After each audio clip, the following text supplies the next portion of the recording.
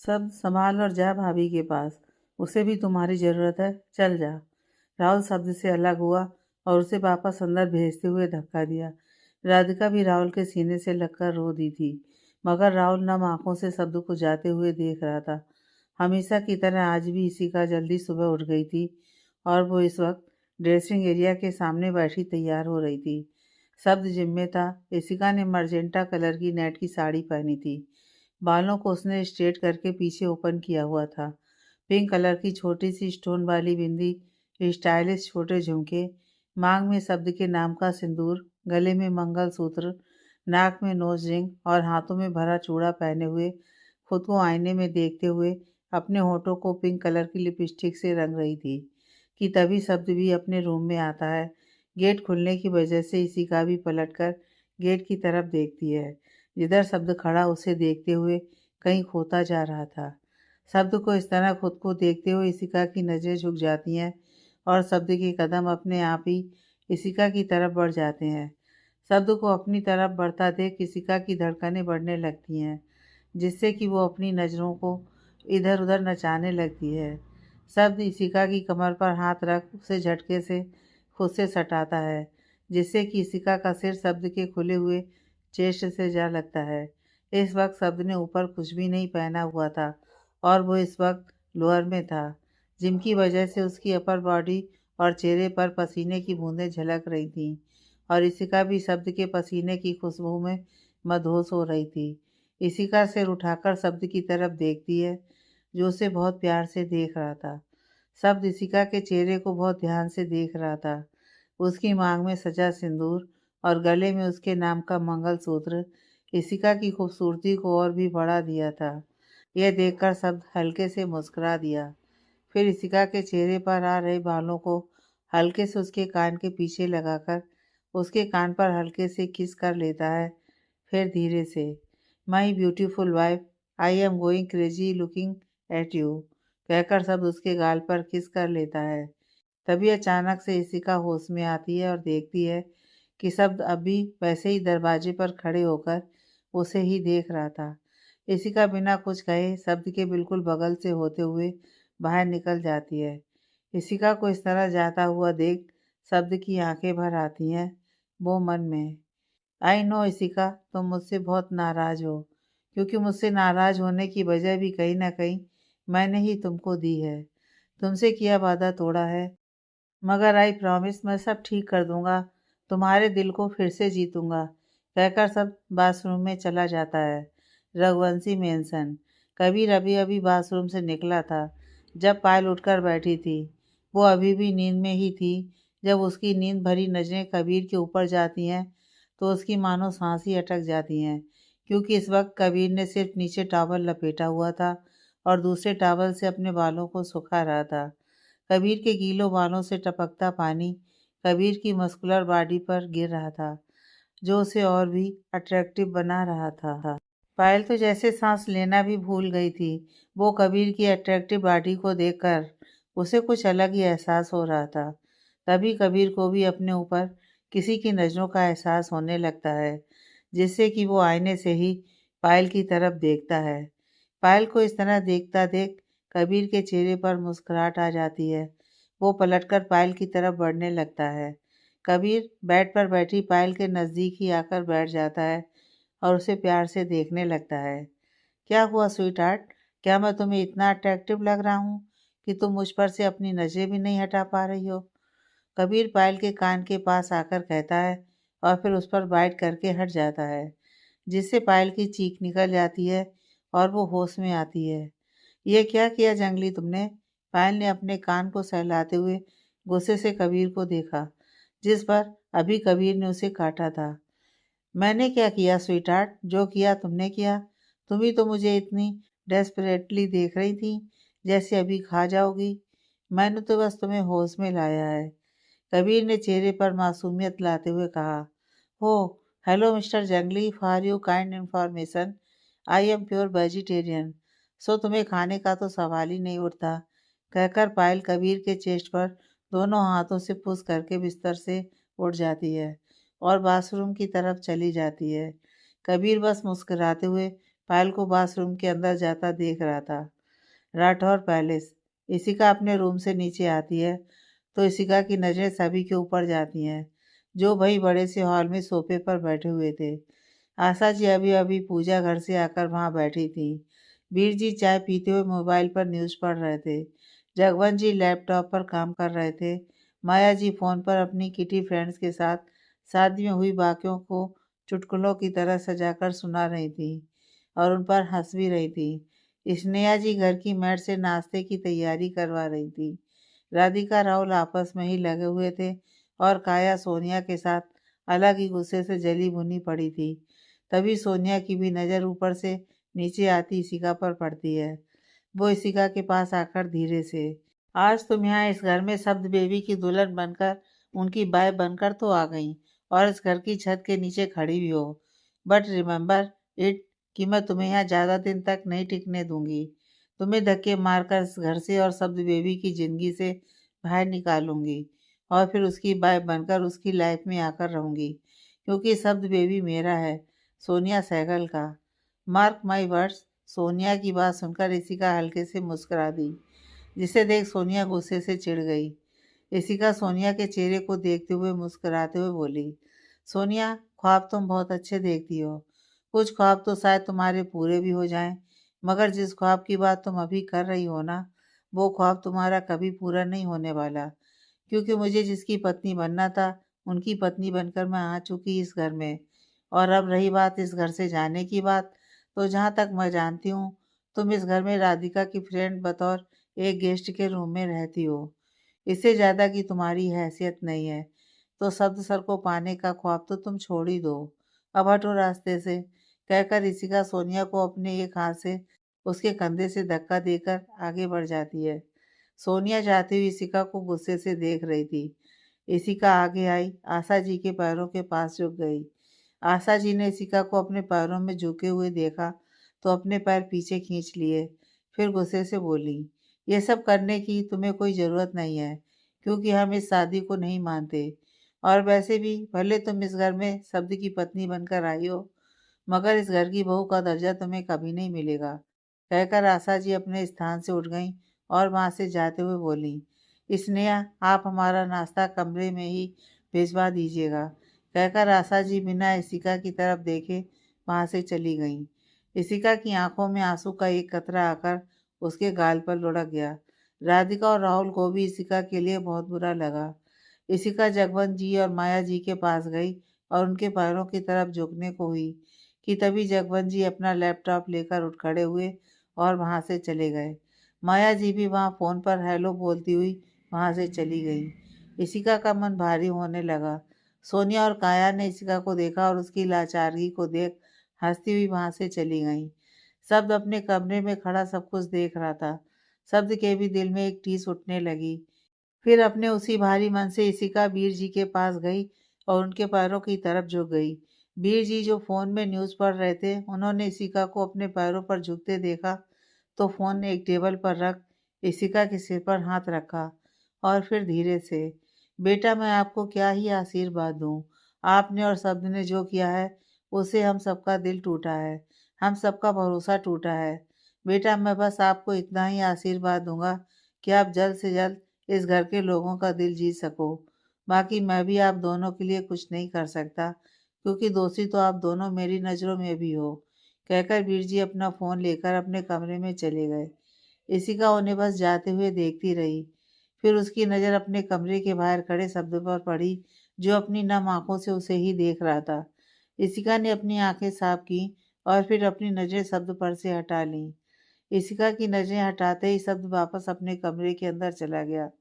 फिर इशिका स्नेहा जी की तरफ बढ़ गई। वो स्नेहा जी के पैरों की तरफ झुकी तो स्नेहा जी ने उसे अपने हृदय से लगा लिया। बोली, कोई नहीं, तुम परेशान मत हो, सबका दिल आसानी से जीत लोगी, मैं तो हूं ही। कहकर स्नेहा जी उसे किचन की तरफ ले गईं। रघुवंशी मेंशन पायल कबीर के साथ अपने रूम से बाहर आती है तो पायल को नीचे की तरफ दो तीन अनजान चेहरे नजर आ रहे थे, जो उसे ही गुस्से भरी नजरों से देख रहे थे। पायल को इन सभी अनजान चेहरों को देखकर घबराहट होने लगती है। Sweet heart, relax. Kabir Payal के कान के पास आकर धीरे से बोला, जिसे सुन पायल का चेहरा कबीर की तरफ घूम गया। पायल को देखकर कबीर मुस्कुराकर अपनी एक आंख दबा देता है। कबीर, ये क्या हरकत है? तुमने शादी कर ली और हमें बताया भी नहीं। एक फैशनेबल लेडी जिसकी उम्र 48 से 49 के आसपास होगी, गुस्से से कबीर को देखते हुए बोली, मगर उनकी नज़रें बार बार पायल पर ही अटक रही थी। वो फैशनेबल लेडी कबीर की बुआ थी, जिसने महंगी भारी एम्ब्रॉयडरी वाली साड़ी, भारी बड़े बड़े हार, मोटे मोटे डायमंड के कंगन, आंखों पर लेंसेज और चेहरे पर लिपा पुता मेकअप, जो उसे काफ़ी स्टाइलिश बनाने में पूरा योगदान दे रहे थे। कबीर और पायल नीचे आए और कबीर अपनी बुआ यानी यामिनी रायचंद के पैरों के पास झुक गया। यामिनी जी अपने पैरों को पीछे लेकर, हम यहाँ तुम दोनों को आशीर्वाद देने नहीं आए, बल्कि सवाल पूछने आए हैं कि तुमने किसके कहने पर शादी कर ली और किसी भी लड़की को इस घर में इस घर की बहू बनाकर उठाकर ले आए। मैं पूछती हूँ किस हक से तुमने इस लड़की को इस घर में लेकर आए हो। कबीर, जो अब तक शांत खड़ा था, अपनी बुआ की बात सुनकर उसके चेहरे पर गुस्से की रेखा खिंच गई। वो बोला, बुआ जी, आप पहले बैठिए तो। कबीर अपने चेहरे पर मुस्कुराहट लाते हुए बोला। कबीर ने यामिनी जी को सोफे पर बैठाया। कबीर को इस तरह देखकर यामिनी जी की हालत खराब होने लगी। उनके माथे पर पसीने की बूंदें आने लगीं। कबीर ने यामिनी जी को पसीने से लथपथ देखा तो उनके हाथ में पकड़े रुमाल को लेकर उसे उनके चेहरे पर आते पसीने को पोंछने लगा। फिर पोंछते हुए, हाँ तो क्या कह रही थी आप बुआ जी? ये लड़की लड़की शब्द पर कबीर ने थोड़ा जोर दिया, जिससे यामिनी जी की आंखें डर से फैल गईं। वो डर से नामे सिर हिलाने लगी। यामिनी जी के साथ जो दो लोग थे, उनमें से एक यामिनी जी का बेटा था, आयुष, जिसकी उम्र लगभग कबीर जितनी थी, और उसके साथ एक लड़की भी थी जो यामिनी जी के साथ में थी। वेल बुआ जी, यह लड़की मेरी पत्नी है, मेरी पायल है, मेरी स्वीट हार्ट है। यह है मिसिज पायल कबीर रघुवंशी है। कबीर बोल ही रहा था कि तभी, तो फिर मैं कौन हूँ कबीर? पीछे से एक आवाज़ आई तो पायल और कबीर ने पलटकर उस तरफ देखा जहाँ एक लड़की खड़ी गुस्से से घूर रही थी। वो लड़की कबीर के पास आई और उसे देखते हुए बोली, तो फिर मैं कौन हूँ? बोलो कबीर। कबीर वैसे ही चुपचाप खड़ी लड़की को देख रहा था। तुम मुझे डेट कर रहे थे कबीर, और फिर इस लड़की से शादी? उस लड़की ने बताया तो पायल कबीर की तरफ देखने लगी। कबीर गुस्से से उसे घूरने लगा। वो लड़की पायल की तरफ देखते हुए आगे बोली, मैं और कबीर 2 साल से रिलेशनशिप में थे। कबीर मुझसे बहुत प्यार करता था क्या करता है, और मैं भी कबीर से बहुत प्यार करती हूँ। वो लड़की बोली तो पायल ने फिर से कबीर की तरफ देखा। पायल की आंखें इस वक्त खामोश थीं, जैसे वो जो सुन रही है उस पर यकीन करना ही नहीं चाह रही हो।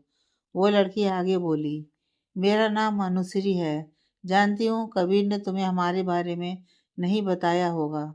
बताता भी कैसे, उसे शादी जो तुमसे करनी थी। फिर कबीर की ओर देखकर, आई एम राइट कबीर? लेकिन कबीर कुछ नहीं बोला। कबीर को खामोश देखकर यामिनी जी और यामिनी जी का बेटा आयुष के चेहरे पर एक विजय वाली खतरनाक स्माइल थी। वो लड़की आगे कुछ बोलती, पायल ने कबीर को एक नज़र देखा, फिर बोली, तुम हो कौन, और तुमसे किसने कहा कि तुम जो कुछ भी कहोगी मैं उस पर आंख बंद करके यकीन कर लूंगी? अनुश्री हो या तनुश्री, तुम जो भी हो, मेरी बात अब तुम ध्यान से सुनो। पहली बात, मुझे कबीर पर पूरा भरोसा है, और दूसरी बात, मुझे कोई फर्क नहीं पड़ता कि कबीर और तुम कभी साथ थे, या वो तुमसे प्यार करता था या फिर करता है। मैं आज में जीती हूँ, और आज का सच यह है कि मैं कबीर की वाइफ हूँ, मिसेस पायल कबीर रघुवंशी हूँ, और कबीर सिर्फ मेरे हैं। और यही सच भी है, मेरा आज भी है। So stay away from him. Payal ने कहा तो कबीर के चेहरे पर बड़ी सी मुस्कुराहट आ गई। फिर कबीर ने कहा, सुन लिया तुमने मेरी स्वीट हार्ट ने क्या कहा? सो स्टे अवे, कहकर कबीर ने पायल की कमर पर हाथ रख उसे अपने नज़दीक कर वहां से चला गया। वहीं राठौर पैलेस में इशिका सबके लिए नाश्ता बना रही थी। आज उसकी पहली रसोई थी। शब्द रेडी होकर नीचे आ चुका था। इशिका मेड की मदद से सारा नाश्ता टेबल पर रखा, जहां सब लोग बैठे नाश्ता का वेट कर रहे थे। शब्द की नजरें तो इशिका के बेतरतीब चेहरे पर थी, जिसके चेहरे पर जगह जगह आटा लगा हुआ था, बाल भी थोड़े बिखरे बिखरे से दिख रहे थे। साड़ी का पल्लू कमर में घुसा हुआ था। ऐसा लग रहा था जैसे इसी का नाश्ता कम, जंग ज्यादा लड़ी हो। उसे ऐसी हालत में देखकर शब्द के चेहरे पर मुस्कुराहट आ गई। आशा जी ने उसे इस हुलिये में देखा तो मुंह फेर लिया। आज नाश्ता क्या आपने बनाया है? आशा जी ने वहां रखे नाश्ते की ओर देखते हुए पूछा। जी दादी माँ, इसी का मुस्कुराते हुए बोली। पहली बात, हम आपकी दादी माँ नहीं हैं, इसलिए हमसे रिश्ता जोड़ने की कोशिश भी मत करना। और दूसरी बात, हम यह नाश्ता नहीं करेंगे। कहते हुए आशा जी ने नाश्ते की प्लेट हटा दी, जिसे देख इशिका की आंखें भर आईं। उन्होंने अपने घर के बटलर को बुलाया। हमें नाश्ते में कुछ और मिलेगा या नहीं? वो गुस्से से बटलर की तरफ देखती हुई बोली। जी दादी माँ, हम अभी लाते हैं, कहकर वो बटलर कुछ और नाश्ते की ट्रे वहां लाकर रख दिया, जो उन लोगों ने इशिका के नाश्ता बनाने से पहले बनाया था। फिर वो बटलर इशिका का बनाया नाश्ता ले जाने लगे तो शब्द ने गुस्से से चीखा। हिम्मत भी मत करना इन्हें उठाने की, कहकर शब्द ने अपनी प्लेट में इशिका का बनाया हुआ नाश्ता रखने लगा। इशिका ने देखा तो उसके चेहरे पर मुस्कुराहट आ गई, जिसे शब्द ने भी देख लिया था। राहुल, राधिका, वीर जी और स्नेहा जी भी इशिका का बनाया नाश्ता करने लगे, जिसे देख इशिका खुश हो गई। लेकिन बाकी सब उन बटलर का बनाया नाश्ता कर रहे थे। राधिका ने इशिका को खड़े देखा तो वो भी अपनी कुर्सी से खड़ी हुई और उसके हुलिये को थोड़ा ठीक कर उसे शब्द की बगल वाली कुर्सी पर बैठाते हुए बोली। इशिका भाभी, आप भी शब्द भाई के साथ बैठकर नाश्ता कीजिए। जब राधिका ने इशिका को बैठाया तो वहाँ बाकी सबको बहुत खराब लगा, लेकिन फिर भी बिना कुछ बोले नाश्ता कर रहे थे। शब्द ने अपने बगल में बैठी इशिका की तरफ देखा तो एक हाथ से उसका हाथ पकड़ लिया, जिसे देख इशिका शब्द की ओर देखने लगी। सबका नाश्ता खत्म हुआ तो वीर जी और स्नेहा जी ने शगुन का लिफाफा देते हुए कहा, यह तुम्हारी पहली रसोई के लिए, कहकर वो दोनों वहां से चले गए। धीरे धीरे बाकी सब भी उठकर चले गए। अब टेबल पर सब इशिका और सोनिया ही बचे हुए थे। सोनिया उन दोनों को साथ में देखकर गुस्से से चली जा रही थी और इसलिए वो भी वहां से उठकर वहां से चली गई। इशिका ने पलटकर शब्द की तरफ देखा, जो खाते हुए बहुत प्यार से इशिका को ही देख रहा था। लेकिन इशिका ने अभी तक कुछ भी नहीं खाया था, क्योंकि शब्द ने इशिका का दायां हाथ ही पकड़ा हुआ था। वो शब्द को देखकर धीरे से बोली, शब्द सर, मेरे हाथ को छोड़िए, क्योंकि मैं अपना ब्रेकफास्ट नहीं कर पा रही हूँ। इशिका ने कहा तो शब्द मुस्कुरा दिया। वो मुस्कुराते हुए, इसी, तुमसे किसने कहा कि तुम अपने हाथ से ब्रेकफास्ट करोगी? शब्द बोला तो इशिका हैरानी से उसे देखने लगी, तो शब्द मुस्कुराते हुए उसे खिलाने लगा। रघुवंशी मेंशन। कबीर और पायल रघुवंशी मेंशन से बाहर निकल रहे थे। तभी कार में बैठने से पहले कबीर पायल की कमर से पकड़कर उसे झटके से घुमाता है, जिससे पायल का सिर कबीर के सीने से जा लगा। कबीर अपने हाथ से पायल के चेहरे को उठाकर उसके चेहरे पर आ रहे बालों को कान के पीछे लगाते हुए, वैसे अभी तुमने कुछ कहा था, शायद मैंने ठीक से सुना नहीं, कबीर मुस्कुराते हुए बोला। जिसे सुन पायल कबीर के चेहरे को गौर से देखने लगी। कबीर पायल को मुस्कुराते हुए देख रहा था। कबीर पायल को इंटेंस नजरों से देख रहा था, जिसे पायल महसूस नहीं कर पा रही थी और उसकी नजरें झुकती जा रही थी। वो मैं, पायल बोल ही रही थी कि तभी कबीर पायल के होठों पर अपने होठों से लॉक कर देता है और अपनी आंखें बंद कर पैशनेटली किस करने लगा। पायल की भी आंखें बंद हो गईं, वो भी अब उस किस में शामिल थी।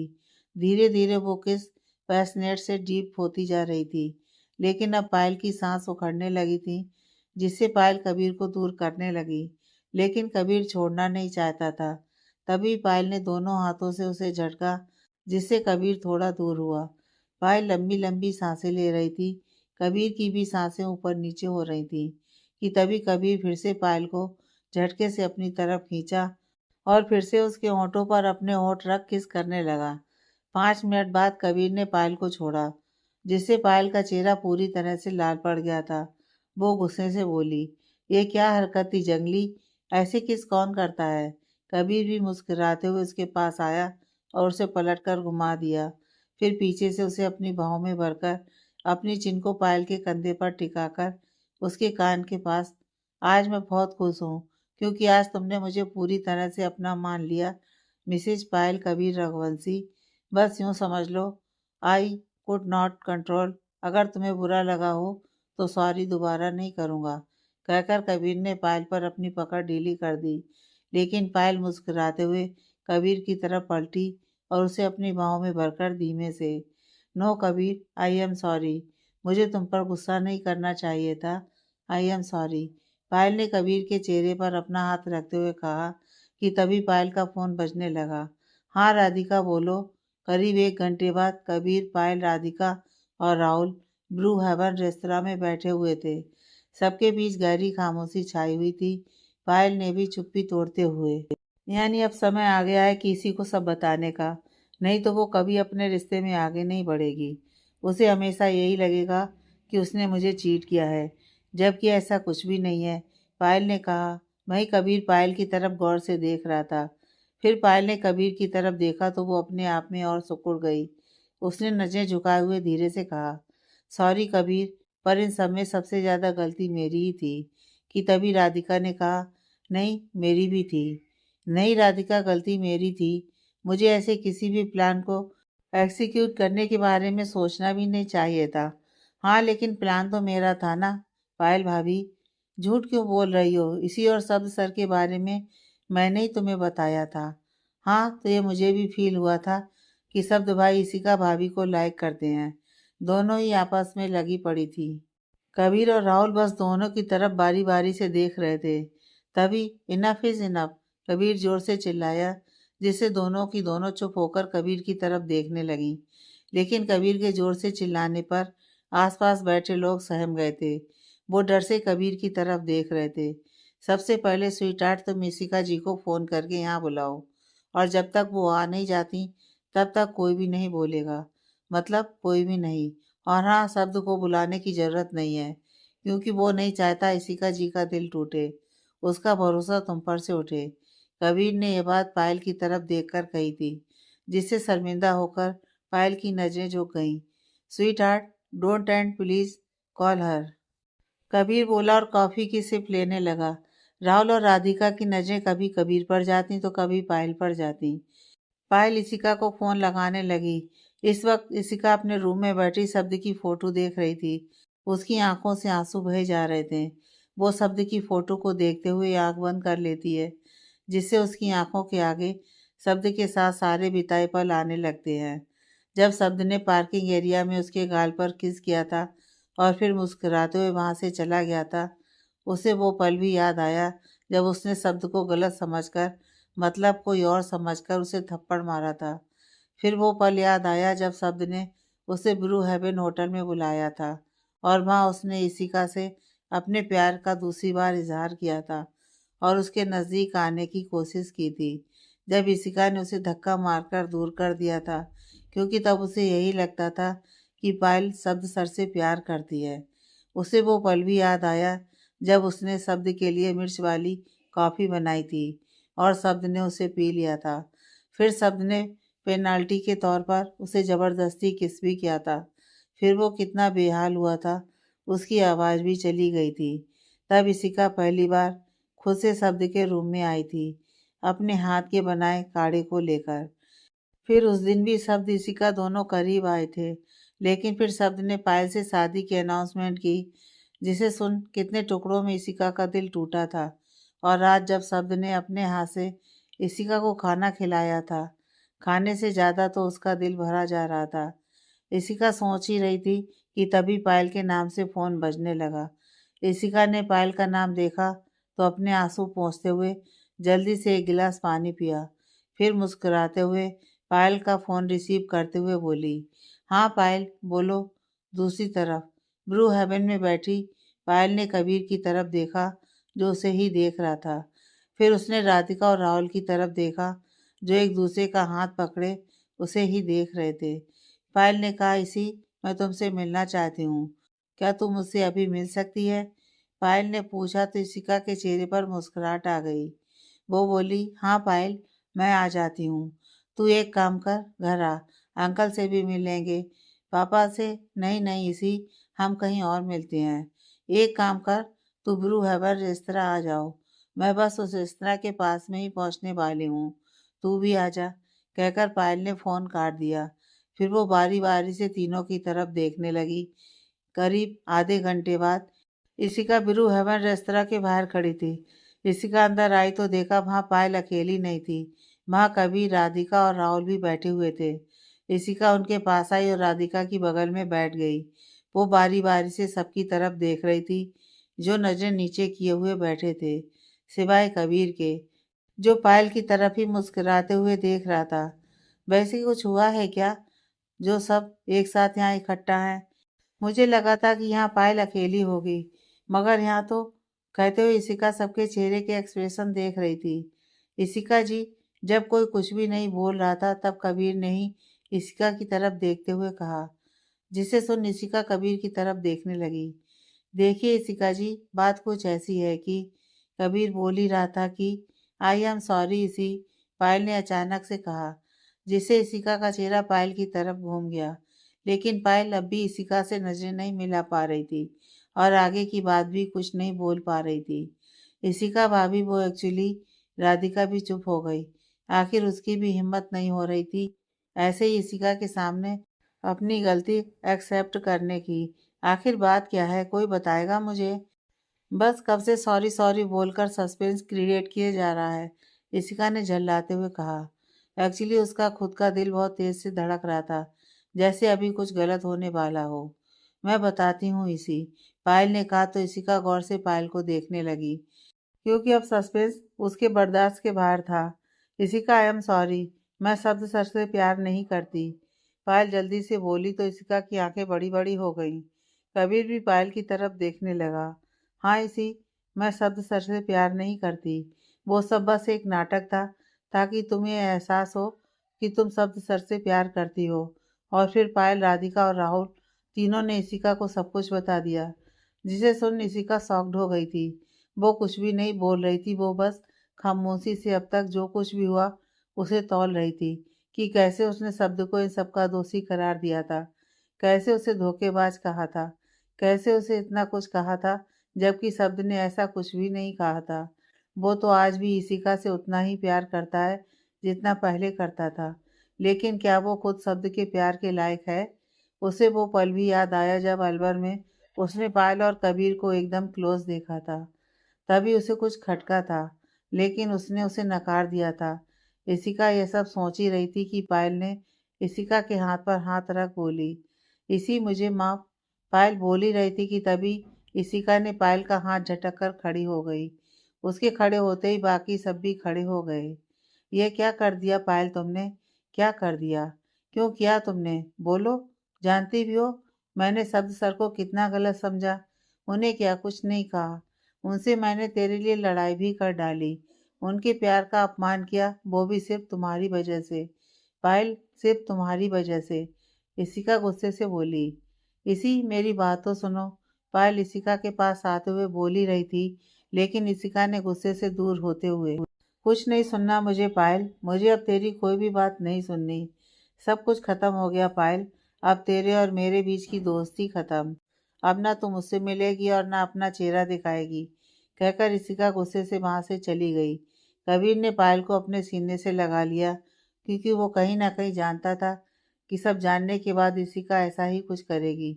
राधिका और राहुल भी नम आंखों से जाती हुई इशिका को देख रहे थे। राठौर, पहले शाम का वक्त था। आशा जी आज बैठी वीर जी से कुछ बातें कर रही थी, जो माहौल को थोड़ा गंभीर बना रही थी। उनके साथ स्नेहा जी भी बैठी थी, जो आशा जी की बात सुनकर अंदर से काम गई थी। वीर, अब आपको राधिका की शादी के बारे में सोचना चाहिए। हम शब्द की शादी से खुश नहीं है और ना उस लड़की के इस घर में आने से, लेकिन शब्द और उस लड़की की शादी से हमारे खानदान की इज्जत पर जो दाग लगा है, जो थूथू हुई है, उसे मिटाने का बस एक रास्ता हमें दिखा है, और वो है राधिका की शादी। आशा जी ने वीर जी की तरफ देखते हुए कहा। लेकिन माँ, स्नेहा जी ने कुछ बोलना चाहा, लेकिन चुप हो गई। आशा जी और वीर जी ने उनकी तरफ देखा। आप कुछ कहना चाहती हैं स्नेहा बहू? आशा जी ने उनकी तरफ देखते हुए पूछा। माँ, वो मैं ये कहना चाहती थी, स्नेहा जी अपनी उंगलियों में उंगलियां फंसाते हुए रुक रुक कर बोल रही थी। आप साफ साफ कह सकती हैं स्नेहा। अगर मन में कोई दुविधा हो तो हम उस पर भी बात कर सकते हैं। वीर जी बोले, देखिए मैं ये कह रही थी कि अभी राधिका की पूरी जिंदगी पड़ी है। हम बस ये चाहते हैं कि आप एक बार राधिका की शादी के बारे में एक बार और विचार कर लीजिए। स्नेहा जी धीरे धीरे इधर उधर देखते हुए बोली, जिसे सुन आशा जी और वीर जी अभी भी स्नेहा जी की तरफ देख रहे थे। देखिए स्नेहा बहू, हम अभी भी राधिका की शादी नहीं करना चाहते, लेकिन आज सुबह ही सोनिया हमारे कमरे में आई थी और उन्होंने ही हमारे सामने राधिका की शादी का विचार रखा। सोनिया ने ही हमसे कहा कि जो दाग शब्द की शादी की वजह से इस घर पर धोना है, उसका सबसे सही रास्ता है राधिका की शादी। आशा जी बोली तो स्नेहा जी की आंखें हैरानी से फैल गईं। वो मन में सोचने लगी, सोनिया सोनिया ऐसा कैसे कर सकती है? वो तो राधिका की बेस्ट फ्रेंड थी, और तो और राधिका ही तो उसे यहाँ स्टडी के लिए लेकर आई थी। ये जानते हुए भी कि राधिका और राहुल। स्नेहा जी सोच ही रही थी कि जब उनके कान में आशा जी की आवाज़ पड़ी। देखिए वीर, अगर हम सही दिशा में सोचें तो हमें भी सोनिया की बात ठीक लगती है, क्योंकि राधिका काया से बड़ी भी है। तो ऐसे में हमें राधिका की शादी के बारे में सोचना चाहिए। और रुद्राक्ष, उसके अंदर तो अभी भी बचपना है, आशा जी ने कहा। स्नेहा जी सोच में पड़ गईं कि अब वो क्या करें, क्योंकि वो अच्छे से जानती थी कि उनकी बेटी की खुशी किस में है, लेकिन अभी वो सबको सच बता नहीं सकती थी। इसलिए उन्होंने तय किया कि सबसे पहले वो यह बात वीर जी से करेंगी। आशा जी और वीर जी आपस में बात कर रहे थे कि जब स्नेहा जी की नज़र दरवाजे से अंदर आती इशिका पर पड़ी, जो बुरी तरह से भीगी हुई थी और अंदर से काफ़ी टूटी हुई भी थी। स्नेहा जी ने देखा तो उठकर वो इशिका की तरफ आई और उसे अपने साड़ी के आंचल से इशिका के इर्द गिर्द लपेट लिया।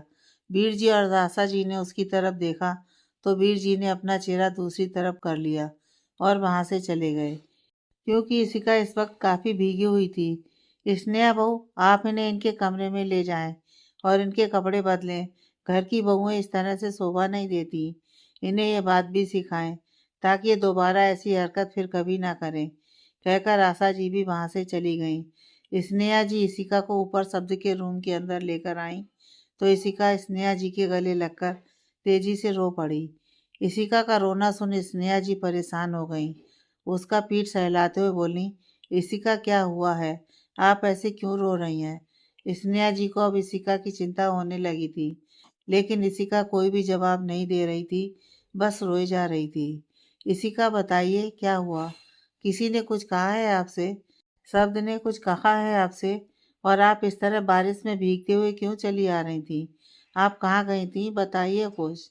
स्नेहा जी चिंता से बोली, चाची माँ, सब खत्म हो गया, सब खराब हो गया। सबने मुझे धोखा दिया, सबने मुझसे झूठ बोला। कहते हुए इशिका और जोर जोर से रोने लगी, लेकिन स्नेहा जी को अभी भी कुछ समझ नहीं आ रहा था। इशिका बस रोई जा रही थी। इशिका, हमें अभी भी कुछ समझ नहीं आ रहा कि आपको किसने धोखा दिया, किसने आपसे झूठ बोला। देखो, पहले रोना बंद करो और जाओ जाकर कपड़े बदल कर आओ, फिर मुझे पूरी बात बताना, नहीं तो ऐसे में तुम्हारी तबीयत खराब हो जाएगी। पहले जाओ कपड़े बदल कर आओ। स्नेहा जी उसके वार्डरोब से उसके कपड़े निकालते हुए इशिका को पकड़ा दिया और उसे क्लोसेट में भेज दिया।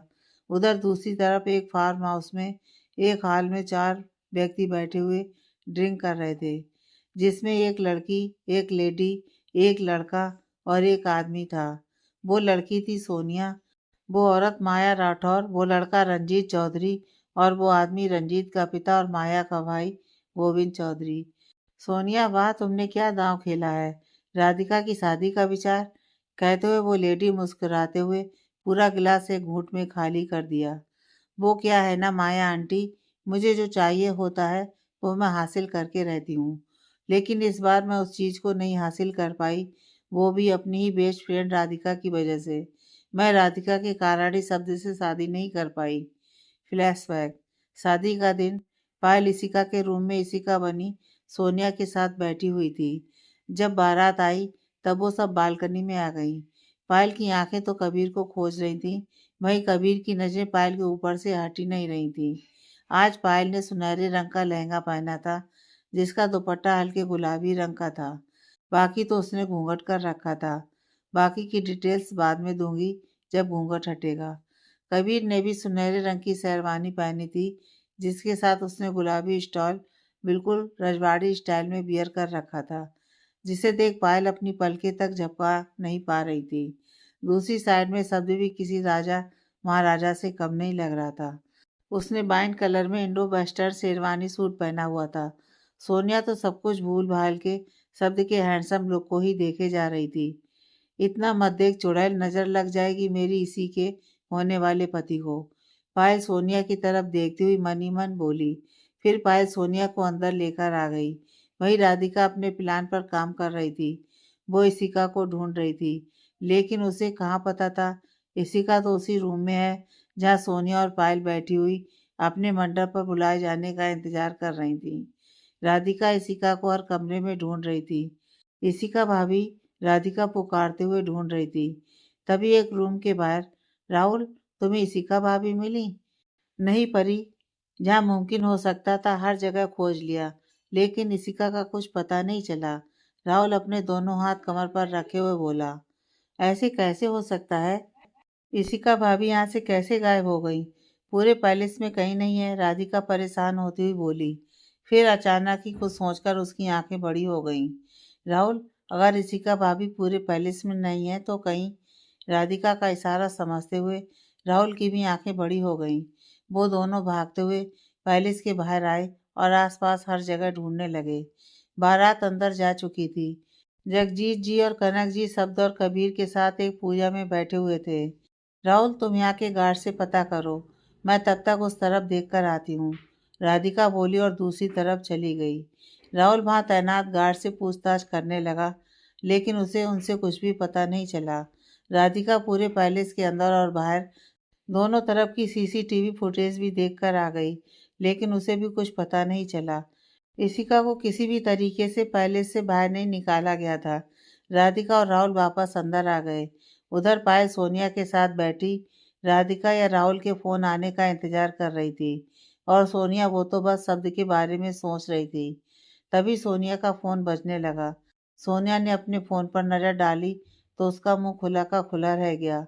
उसने सिर उठाकर पायल की तरफ देखा, जो बोरियत से अपने बंद फोन की स्क्रीन को ताड़ रही थी। फिर अपने फोन को, जिस पर काया का नाम फ्लैश हो रहा था, उसने मन में, अगर काया मेरे सामने बैठी है तो वो मुझे फ़ोन कैसे कर सकती है? क्या पता ये काया ना हो? ऐसा सोचते हुए सोनिया पायल की तरफ देख रही थी। कौन हो तुम? अगर तुम काया हो तो तुम मुझे फ़ोन कैसे कर रही हो? सोनिया अपनी जगह से उठते हुए अचानक से बोली। सोनिया की बात सुन पायल शॉकिंग नज़रों से सोनिया की तरफ देखने लगी। सोनिया को अगर शक हो गया तो सब कुछ खराब हो जाएगा। बोलो, बोलती क्यों नहीं? कौन हो तुम? सोनिया ने दोबारा पूछा तो पायल थोड़ी सी घबरा गई। पायल को अपने लिए डर नहीं लग रहा था। डर उसे अपनी इसी के लिए लग रहा था, क्योंकि इसी का अभी तक उन लोगों को मिली नहीं है, वरना अब तक पायल के पास उनका फोन आ जाता। मैंने पूछा, कौन हो तुम? हटाओ अपना घूंघट, दिखाओ अपना चेहरा, सोनिया ने जोर से कहा। लेकिन पायल चुप रही। उसने कोई रिएक्ट नहीं किया। मतलब तुम नहीं बताओगी तो ठीक है, मैं खुद अपने तरीके से पता कर लूंगी, कहकर सोनिया बढ़ी और पायल का घूंघट हटाने की कोशिश करने लगी। लेकिन पायल ने भी अपना घूंघट बचाने की बहुत कोशिश की। लेकिन तभी एक आहा और सोनिया के हाथ रुक गए। वो स्थिर खड़ी होकर एकटक पायल को देखने लगी और फिर नीचे गिर पड़ी। पायल ने नीचे बेहोश गिरी हुई सोनिया की तरफ देखा, फिर नजरें उठाकर सामने देखा तो राधिका ने लोहे की बनी किसी भारी चीज से सोनिया के सिर पर पीछे से वार कर दिया था, जिससे वो बेहोश होकर नीचे गिर पड़ी थी। पायल ने राधिका की तरफ देखा तो अपना घूंघट उठाकर बेड पर बैठ गई और चैन की सांस लेने लगी। राहुल भी साथ ही था। उसने राधिका के हाथ से वो भारी सामान लिया और उसे एक किनारे रख पायल की तरफ देखा। ये सोनिया को कैसे पता चला कि तुम काया नहीं हो, पायल हो? इसकी वजह से। पायल ने सोनिया का फोन उसके सामने कर दिया, जिस पर काया का नाम फ्लैश हो रहा था, जो अब कटकर बंद हो चुका था। इसी के बारे में कुछ पता चला? पायल ने उन दोनों की तरफ देखते हुए पूछा। तो दोनों ने नामे सिर हिला दिया। तभी सोनिया का फिर से फ़ोन बजने लगा। उठा लो फ़ोन, लेकिन स्पीकर पर रखना। राहुल बोला तो पायल ने फ़ोन उठा लिया और स्पीकर पर लगा दिया। उधर से काया की आवाज़ आई। हेलो सोनिया, सुनो, मैं इस वक्त पायल के रूम में हूँ। मैंने देखा पायल यहाँ नहीं थी और ना ही उसका कोई सामान था, तो मैं अंदर आ गई और मुझे कुछ करना ही नहीं पड़ा। मैं इस वक्त कबीर की दुल्हन बनकर पायल के रूम में बैठी हुई हूँ। काया बिना कुछ सुने बोलती जा रही थी, लेकिन काया की बात सुन पायल, राधिका और राहुल तीनों ही मुस्कुरा रहे थे। तभी काया आगे बोली, अच्छा सोनिया, तुम एक बार फिर अपने बेड के नीचे इशिका को चेक कर लो, उसे होश तो नहीं आ गया, वरना प्रॉब्लम। काया इतना बोली ही थी कि फोन काट दिया गया। पायल, राधिका और राहुल तीनों के चेहरे पर खुशी के भाव थे। वे तीनों नीचे झुककर बेड के नीचे देखा तो वहां इशिका बेहोश दिखाई पड़ी, जिसे देख तुरंत राहुल ने उसे बाहर निकाला और बेड पर लिटा दिया। पायल और राधिका ने सोनिया के हाथ पैर बांधकर उसी जगह बेड के नीचे लिटा दिया। तब तक राहुल भी इशिका को होश में लाने की कोशिश करने लगा। धीरे धीरे इशिका को होश भी आ रहा था। इशिका को जब होश आने लगा तो पायल इशिका के पास आई और पूछी, इसी तुम ठीक हो? पायल ने पूछा तो इशिका अपना सिर पकड़ी हुई थी, वैसे ही बोली, हाँ बस थोड़ा सिर दर्द कर रहा है। इशिका ने कहा। तभी राधिका भी बोली, यह पेन किलर खा लीजिए, आराम मिल जाएगा। इशिका ने पेन किलर ली तो राधिका बोली, इशिका भाभी, अगर अब आपको ठीक लग रहा हो तो हम मंडप पर चलें। वहाँ भाई आपका बेसब्री से इंतजार कर रहे हैं। राधिका ने पूछा तो इशिका ने हाँ में सिर हिला दिया।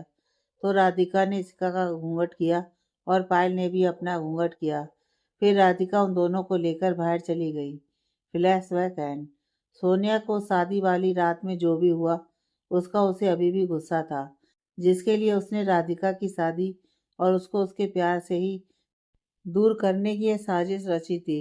उसने गुस्से से अपने हाथ में लिया हुआ गिलास एक घूंट में खाली कर दिया और नफरत से एक तरफ देखने लगी। माया, रंजीत चौधरी और गोविंद चौधरी तीनों कुटिलता से मुस्कुराते हुए उसे ही देख रहे थे। उधर इशिका जब चेंजिंग रूम से बाहर आई तो उसने देखा कि स्नेहा जी अभी भी वहीं बैठी हुई थी।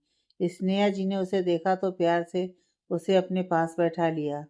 वो उसके सिर पर प्यार से हाथ फेरते हुए, इशिका, आप बोलिए, क्या हुआ है? किसने आपको धोखा दिया है और किसने आपसे झूठ कहा है? स्नेहा जी ने पूछा तो इशिका की आंखें फिर से नम हो गईं। वो फिर से रोने लगी। स्नेहा जी ने उसे देखा तो अपने गले से लगा लिया। चाची माँ, वो शादी के दिन, कहते हुए इशिका ने स्नेहा जी को पूरी बात बताने लगी। वो अपनी और पायल के बीच जो कुछ भी हुआ उसे भी स्नेहा जी के सामने इशिका ने रोते हुए बताया, जिसे सुन स्नेहा जी को भी भरोसा नहीं हुआ और उस पर तो इन सब में उसकी बेटी राधिका और राहुल का भी हाथ है। यह तो वो सपने में भी नहीं सोच सकती थी। उन्हें इशिका के लिए बहुत बुरा लग रहा था, लेकिन अभी उन्होंने किसी तरह से इशिका को समझा बुझाकर आराम करने को बोल उसके कमरे से बाहर आ गई थी। शाम का वक्त। शब्द जब घर आया तो स्नेहा जी उसे देखते ही अपने कमरे में ले आईं। अभी बाहर कोई भी नहीं था, तो उनके पास अच्छा मौका था जब वो शब्द से इस बारे में बात कर सकती थी। चाची माँ, आप मुझे यहाँ अपने कमरे में ऐसे क्यों लेकर आई हैं? शब्द को स्नेहा जी अपने कमरे में लेकर आई तो शब्द का सबसे पहला सवाल यही था। स्नेहा जी ने उसे ऊपर से नीचे तक अच्छे से देखा। क्या हुआ चाची माँ? मुझसे कोई प्रॉब्लम है क्या? शब्द ने जब स्नेहा जी को इस तरह ऐसे देखते देखा तो फिर से पूछा। हाँ शब्द, बहुत बड़ी प्रॉब्लम हमें आप में नज़र आ रही है, क्योंकि आप तो वो शब्द हैं ही नहीं जिनकी परवरिश हमने और आपके चाचा जी ने की है, और जो आपके चाचू फ्रेंड भी हैं। आप तो हमारे शब्द हैं ही नहीं, स्नेहा जी कहते हुए भावुक होने लगी। मगर चाची माँ, आप ऐसी बात कर ही क्यों रही हैं? शब्द कहते हुए उनकी तरफ बढ़ा ही था कि स्नेहा जी ने अपने कदम पीछे ले लिए। शब्द उन्हें ऐसे देखा तो देखता ही रह गया। उनकी चाची माँ, जो उनके लिए उनकी माँ से भी ज़्यादा अहम है, वो उससे नाराज़ हैं। क्या बात है चाची माँ? शब्द ने उन्हें देखते हुए पूछा। यह तो हमें आपसे पूछना चाहिए शब्द, क्या बात है? क्या आप इतने बदल चुके हैं कि अब आप झूठ बोलने लगे हैं? स्नेहा जी ने उसे गुस्से से देखते हुए पूछा। चाची माँ, हमने क्या झूठ? शब्द बोल ही रहा था कि स्नेहा जी ने सामने हाथ दिखाते हुए, हमें सब पता चल चुका है शब्द कि आपकी और इशिका की शादी किस प्रकार हुई है।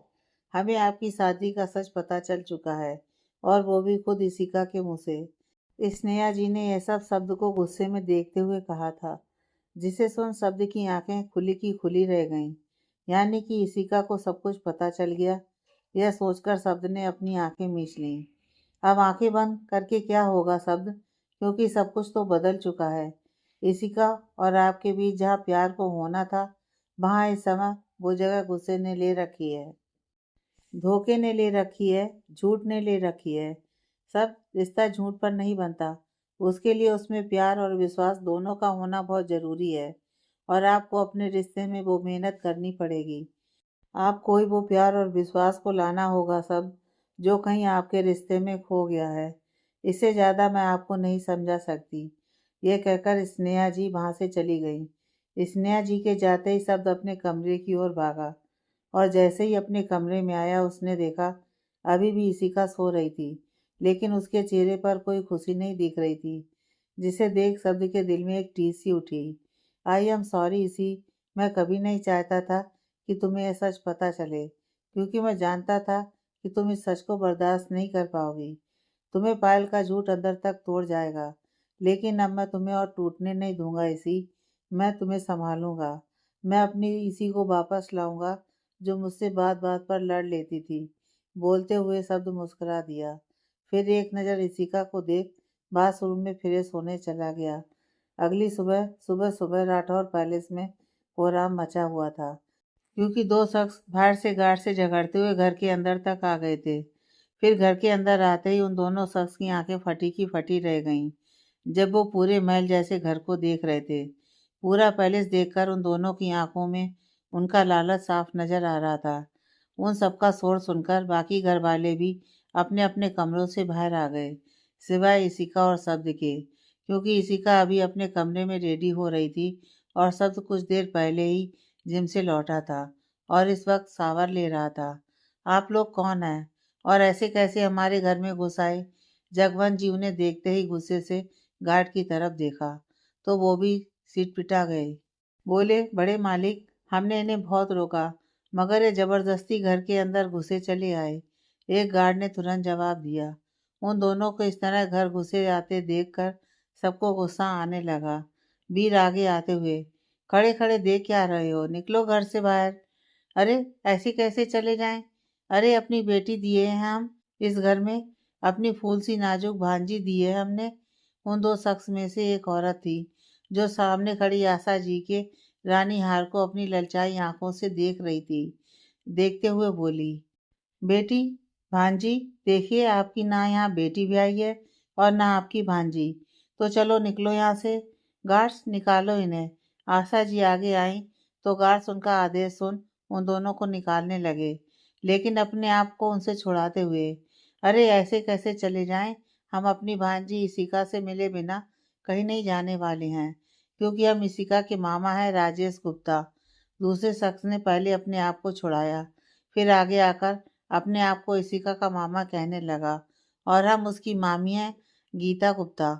मामी भी आगे आते हुए बोली, लेकिन अब उनकी नज़र आशा जी के बगल में खड़ी माया जी के चोकर हार पर ठहर गई। मामा मामी की बात सुनकर पूरा राठौर फैमिली सन्न रह गया। सोनिया, काया और रुद्राक्ष, वो तीनों इन अजीब से जोकरों को देखकर खड़े मुस्कुरा रहे थे। इशिका, इशिका बिटिया, अचानक से इशिका की मामी चिल्लाने लगी, तो साथ में इशिका के मामा भी उनका साथ देने लगे। उधर अपने रूम में बैठी इशिका ने जब बाहर का शोर सुना तो वो भी हैरान रह गई, क्योंकि इशिका भी उस आवाज को अच्छे से पहचानती थी। लेकिन तब तक शब्द भी रेडी होकर अपने रूम में आ चुका था।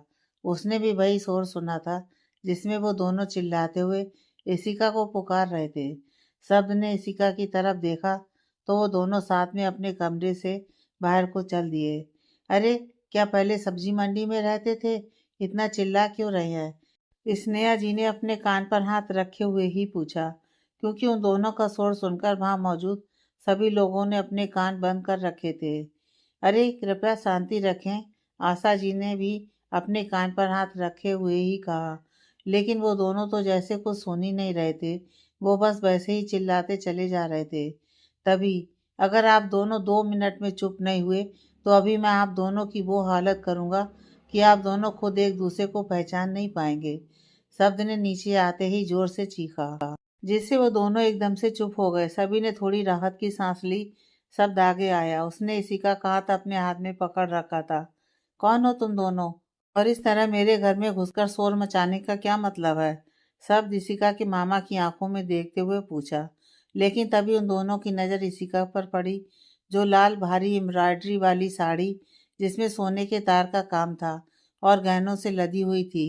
इसे इस तरह रानी महारानी की तरह देख उन दोनों की आंखें फटी की फटी रह गईं।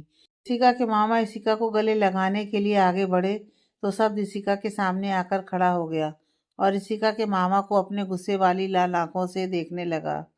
हिम्मत कैसे हुई तुम्हारी मेरी इसी की तरफ कदम बढ़ाने की? शब्द गुस्से से जोर से चीखा, जिसे सुन वो व्यक्ति दहल गया। अरे हम इशिका के मामा मामी हैं। उस व्यक्ति की पत्नी आगे आते हुए बोली।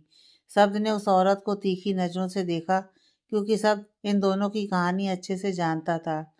क्यों आए हो यहाँ तुम दोनों? शब्द ने उन दोनों के परिचय को नकारते हुए सीधे से दूसरा सवाल पूछा। दामाद जी, कैसी बातें कर रहे हैं आप? हम इशिका के मामा मामी हैं, तो हम अपनी इशिका से मिलने भी नहीं आ सकते क्या? उस औरत ने शब्द की तरफ देखा। जरूर आ सकते हैं, लेकिन तुम दोनों नहीं, क्योंकि तुम दोनों का मेरी पत्नी इशिका शब्द राठौर के साथ कोई रिश्ता नहीं है। शब्द ने कहा तो इशिका शब्द की तरफ देखने लगी। आज उसने पहली बार अपना पूरा नाम सुना था, क्योंकि उसके माँ पापा की मौत के बाद तो उससे उसकी असली पहचान तक छिन गई थी। जब उसे अपना सच पता चला था, वो सच जो वो कभी सोच भी नहीं सकती थी, वो सच कि उसके माता पिता ने उसे गोद लिया था। इशिका शब्द राठौर अपना नाम सुन इशिका ने अपनी आंखें बंद कर ली। उसकी आंखों के कोर से आंसू की एक बूंद लुढ़क आई, लेकिन जब उसके कान में आवाज पड़ी तो उसने अपनी आंखें जल्दी से साफ कर लीं और सामने देखने लगी। अरे, ऐसे कैसे कोई रिश्ता नहीं? हम उसके मामा मामी हैं। राजेश जी आगे बढ़ते हुए बोले, लेकिन शब्द का गुस्सा अब बढ़ता ही जा रहा था। मामा मामी, शब्द ने जैसे किसी व्यंग की तरह यह दो शब्द कहा तो राजेश और गीता जी के चेहरे की हवाइयां ही उड़ गईं। क्यों? तुम दोनों के चेहरे का रंग क्यों उड़ गया? शब्द ने गुस्से से उसे देखते हुए पूछा। आगे की कहानी नेक्स्ट पार्ट में।